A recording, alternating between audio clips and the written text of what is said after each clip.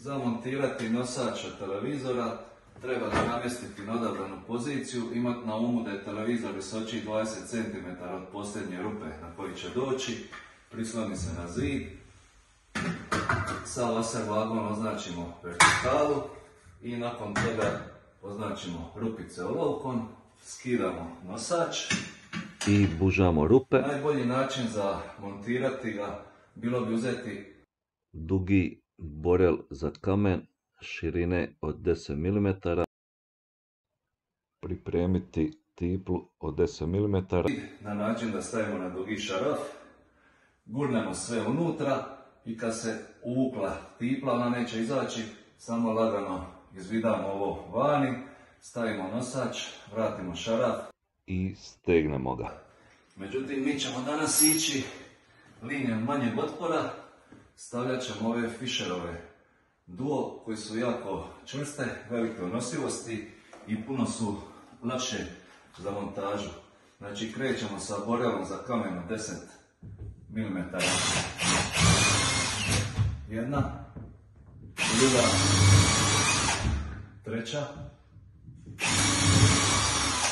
Prošli smo. Zaboravio sam reći da je poželjno ako imate jak magnet, pokušati ovdje proći da ne pogodimo u neki od nosača na zidu. Ja uvijek idem liniju manjeg otpora, sreća me prati i tako dalje. Uzimamo ovu tiplu, ovaj dio koji ima mali špic, zub, ide prema gore, ovo stavimo prema dolje i kad ga gurnemo unutra, to će se ispraviti i neće dati da se iščupa. Ajmo ovu jednu staviti. Prošla je unutra, namješajem po mogućnosti u vertikalu da ne smetaju jedna drugoj trećoj pošto su jako blizu. Povlačim na ovu vezicu, dokle god ovaj plastični dio se okrugli, ne poravna sa zidom i nakon toga kad sam osjetio da je to čvrsto, samo pukne na ovu vezicu. Zatim će ovdje doći nosač i na nosač stavljamo kraći šaraf sa šajbom, ako je preširoka rupa, ako ne, bez nje. Jednostavno ušarafimo i to će držati. Zaboravio sam spomenuti da treba paziti da pokrije utičnicu, to ćemo poslije.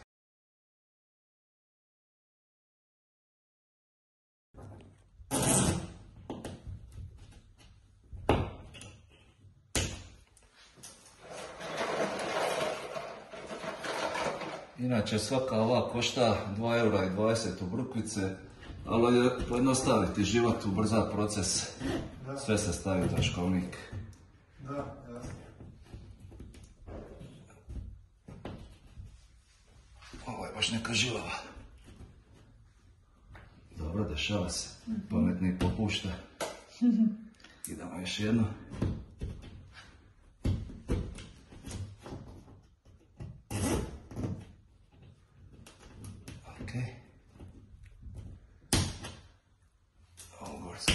I to je to. Nosač, na svakom nosaču piše up, to je za gore, a čak i da ne piše treba imati na umu da ovaj dio ovdje ima prorez.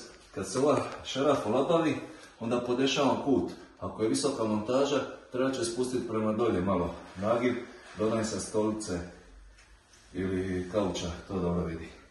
Znači sad sam pripremio šarafe koji su da vidi po podu. Okay. I stavit ćemo jedan, obavezno na šajbu, pošto je ova glava u knap sa rupom.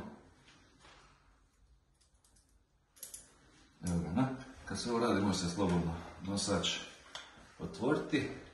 Ono što sam zaboravio ranije reći, kad se određuje položaj nosača, treba imati u vidu da je tu u blizini utičnica, izlazi za kabel, pa je poželjno da u konačnici televizor ih sakriva da se ne vidi. A ovaj zglob dopušta da se on odmakne dok se montira. Spaja s kablovima i tako dalje.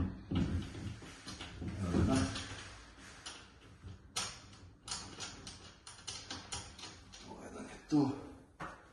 Križna kad se vidi da nije uzmena. I evo ga, šarafi su stegnuti. Nosač je čvrst, neće to nikuda. I sad samo treba namjestiti ove pozicije po televizoru. Tako da se zašarafi. U tu svrhu ćemo ispraviti malo ovo ovdje sve skupa, odšarafiti ovdje, da skinemo nosač, prebaciti ga na TV i onda sve to skupa vrati natrag. I evo, montirali smo nosač na zid, televizor na njegov drugi nosač. To stoji čvrsto i sad ćemo iskoristiti ovaj zglob da promijenimo položaj da dođe bliže zidu. Utičnica je dobro sakrivena, vidi se samo kad se zagleda iza televizora, zboka ne, i što je najvažnije, ne vidi se kad se gleda s prednje strane. I sve je spremno za upotrebu.